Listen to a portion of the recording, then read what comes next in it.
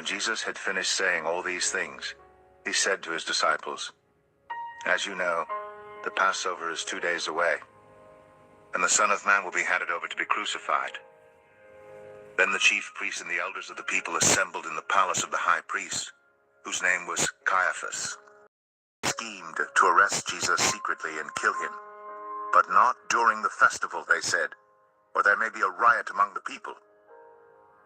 Jesus was in Bethany in the home of Simon the leper. A woman came to him with an alabaster jar of very expensive perfume, which she poured on his head as he was reclining at the table. When the disciples saw this, they were indignant. "Why this waste?" they asked. "This perfume could have been sold at a high price, and the money given to the poor." Aware of this, Jesus said to them, "Why are you bothering this woman? She has done a beautiful thing to me. The poor you will always have with you, but you will not always have me. When she poured this perfume on my body, she did it to prepare me for burial. Truly I tell you, wherever this gospel is preached throughout the world, what she has done will also be told in memory of her."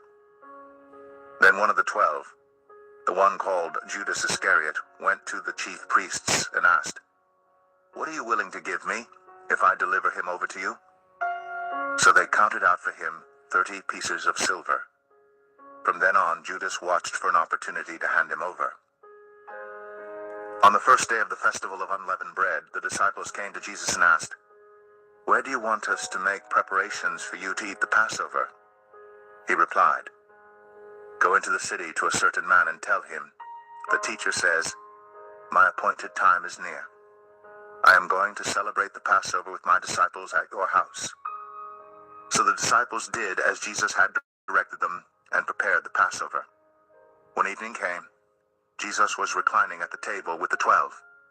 And while they were eating, he said, "Truly, I tell you, one of you will betray me."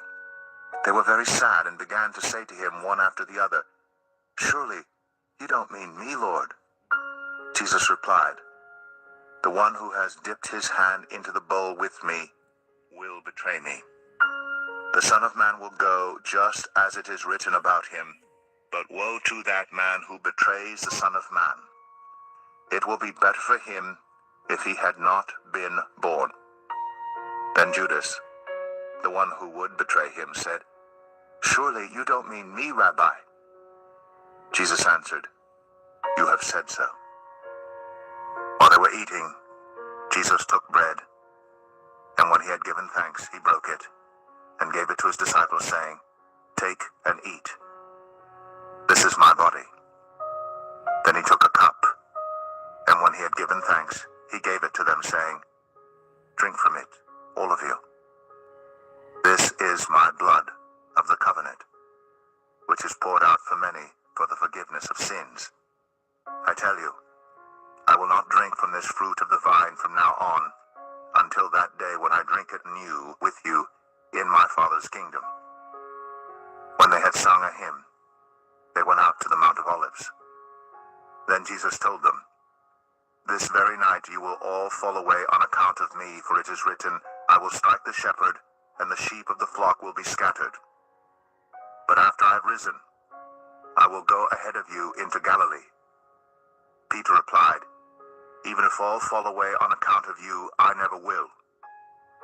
"Truly I tell you," Jesus answered, "this very night before the rooster crows, you will disown me 3 times. But Peter declared, "I have to die with you. I will never disown you." And all the other disciples said the same. Then Jesus went with his disciples to a place called Gethsemane, and he said to them, "Sit here while I go over there and pray." He took Peter and the 2 sons of Zebedee along with him, and he began to be sorrowful and troubled. Then he said to them, "My soul is overwhelmed with sorrow to the point of death. Stay here and keep watch with me."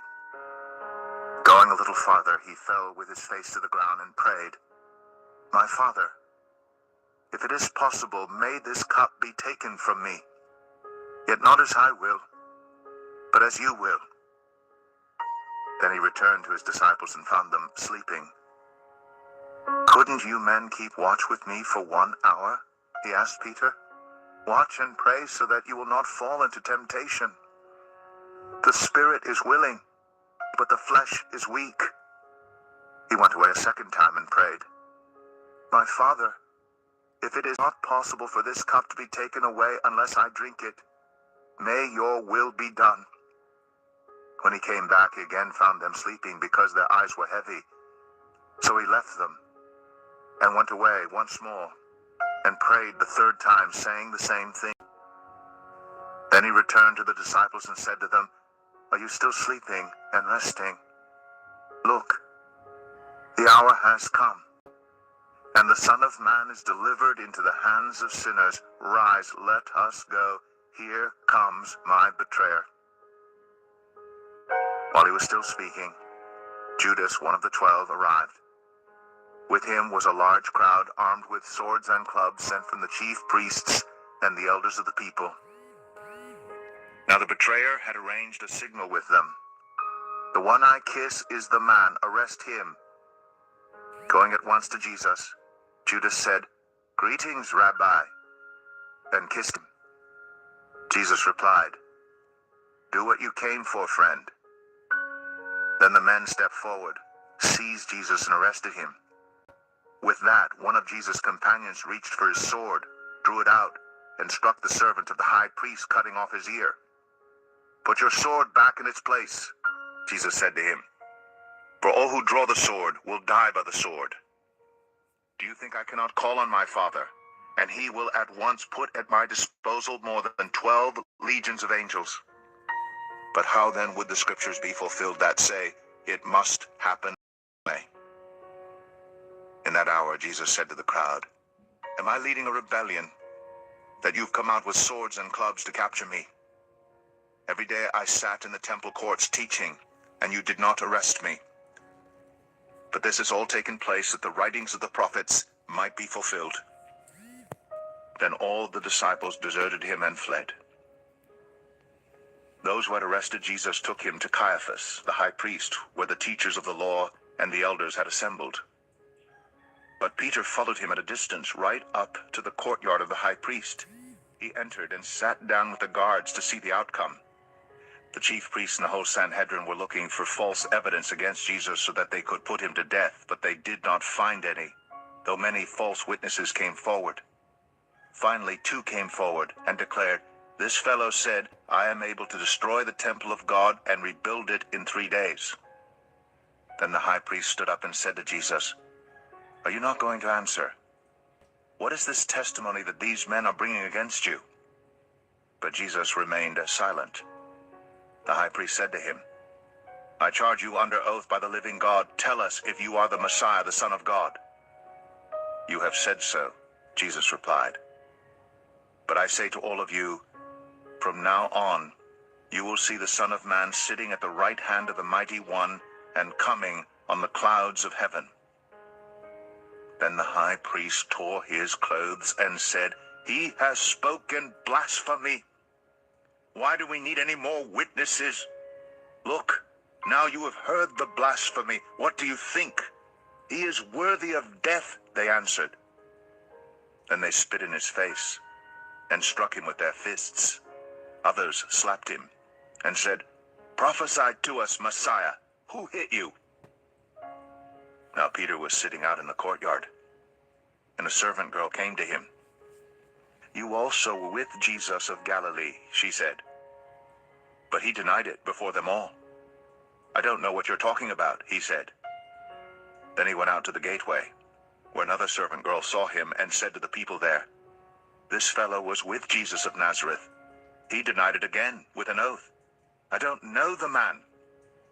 After a little while, those standing there went up to Peter and said, Surely you are one of them. Your accent gives you away. Then he began to call down curses and swore to them, I don't know the man. Immediately a rooster crowed. Then Peter remembered the word Jesus had spoken. Before the rooster crows, you will disown me 3 times. And he went outside and wept bitterly.